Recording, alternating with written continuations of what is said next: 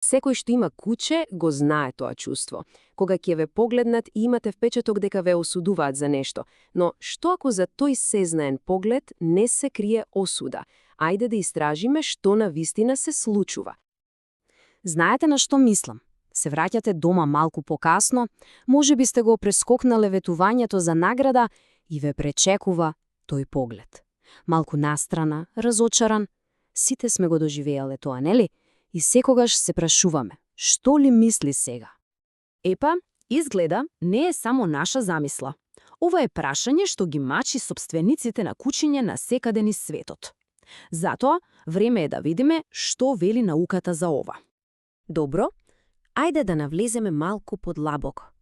Да ги тргнеме чувствата настрана и да се фокусираме на фактите. Клучната идеја овде е дека не станува збор за морална осуда, како што ја разбираме ние, туку за нешто сосема друго – проценка. Значи, вака стојат работите. Кучињата функционираат на систем за проценка кој е поврзан со преживувањето. Тие не размислуваат дали нешто е добро или лошо во морална смисла. За нив, прашањето е дали ова е безбедно за мене, дали можам да му верувам на оваа личност. Например, ако некој е груб кон нив, тие нема да помислат ова е лош човек, туку овој човек е непредвидлив и потенцијална закана.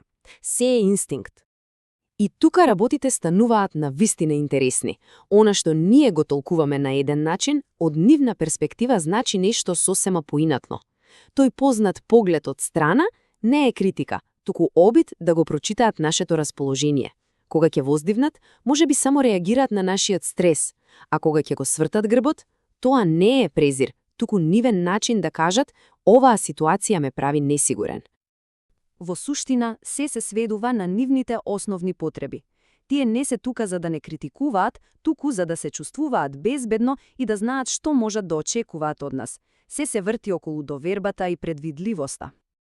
Океј, а сега да преминеме на доказите. Ајде да видиме како неколку многу паметни научни студии ја истражувале оваа неверојатна способност на кучињата да го оценуваат човековото однесување. Оваа студија е фантастична. Замислете си ја сцената. Едно куче гледа човек како се мачи да отвори кутија. Еден странец приоѓа и му помага. Потоа, друг странец приоѓа и намерно го попречува. Што мислите, кон кого се свртело кучето на крај? Секако кон оној што помогнал. Ова ни покажува дека тие не се само пасивни наблюдувачи, тие активно ги проценуваат социјалните интеракции околу нив. Еве уште еден експеримент.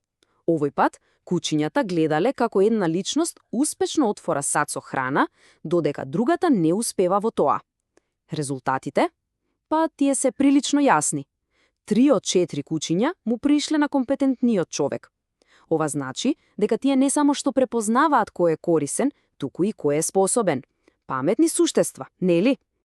Добро, видовме неколку експерименти, но што можеме да заклучиме од сето ова? Што ни кажуваат овие научни откритија за умот на кучето? Она што науката го потврдува е дека кучињата се брилијантни наблюдувачи. Нивната осуда е всушност многу практична проценка. Тие едноставно се обидуваат да откријат кој е најдобриот сојузник за нив, кој е сигурен, кој е корисен и кој може да им помогне.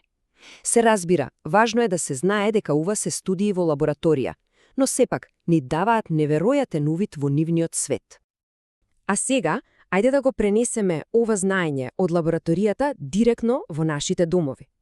Како кучињата не проценуваат секојдневно, преку ситните знаци што можеби и не ги забележуваме?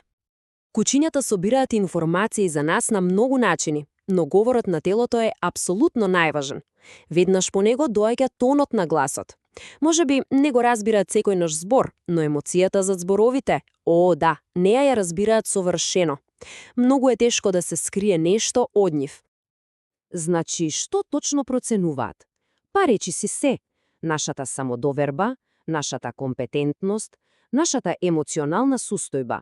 Дали сме тажни, среќни, анксиозни, тие го чувствуваат тоа. И можеби најважно од се, ја проценуваат нашата доследност, дали правилата се исти секој ден. Ова им дава чувство на сигурност. Ова е познато како емоционална зараза.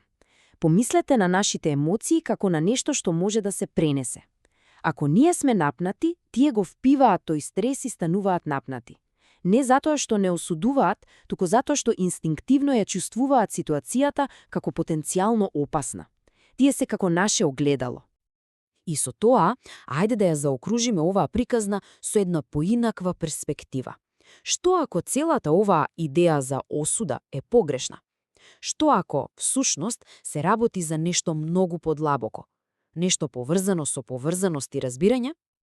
Оваа аналогија е прекрасна и навистина ја менува перспективата. Зарем не? Кучето не е критичар, туку е наш најдобар биограф. Тие ја читаат приказната на нашиот живот секој ден, преку секој наш потек и секоја наша емоција. Еве и неколку практични совети. Наместо да се грижиме дека не осудуваат, ајде да ги гледаме нивните реакции како повратна информација. Тие на свој начин ни кажуваат што им треба. Јасните правила и заедничките активности како прошетки или игри градат огромна доверба. На тој начин, нивната потреба за постојана проценка се намалува. И ова е можеби најважната порака од се. Кучињата не осудуваат. Тие се обидуваат да не разберат. Целата таа проценка не води кон критика, туку кон една длабока емпатична врска. Тие ги користат сите тие информации за да се поврсат со нас на ниво кое ние можеби никогаш нема да го достигнеме. На крајот на денот се сведува на ова. Односот помеѓу човекот и кучето е нешто навистина посебно, токму поради оваа длабока инстинктивна врска. Врска која ги надминува концептите на добро и лошо. И за крај, едно прашање за размислување. Какви сигнали му испраќаме на нашето куче секој ден? Која приказна ја раскажуваме со нашите постапки, нашата енергија, нашиот глас? Затоа што токму тоа е приказната што нашиот најдобар пријател ја чита, секој ден, без исклучок.